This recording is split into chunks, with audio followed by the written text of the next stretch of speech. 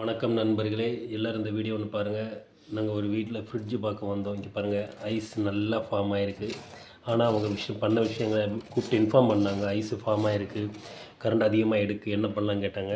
நாங்கள் இங்கே வந்து பார்த்த போது இந்த ஃப்ரீசர் டோர் வந்து ப்ரோக்கனாக இருந்தது.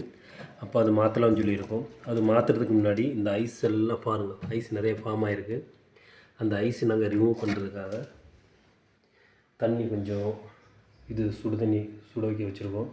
அந்த தண்ணி எடுத்து கொஞ்சம் கொஞ்சமாக இதில் ஊற்றி இந்த ஐஸ் ரிமூவ் பண்ண பிறகு தான் டோர் லோக் பண்ண முடியும்.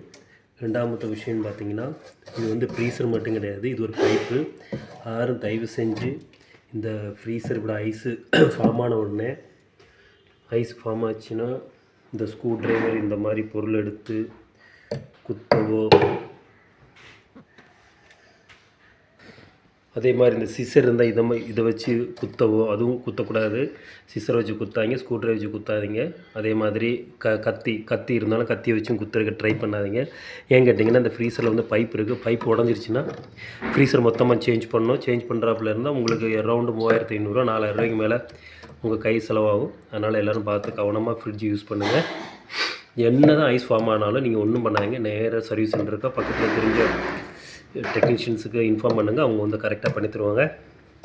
இல்லை நிறைய பேர் கொஞ்சம் ஃபைனான்ஷியலி கொஞ்சம் ப்ராப்ளமாக இருந்திங்கன்னா டெய்லி இல்லைன்னா 2 நாளைக்கு ஒரு தடவை ஈவினிங் 6 மணிலேருந்து 8 மணி வரை அந்த ஃப்ரிட்ஜ் ஆஃப் பண்ணி போடுங்க.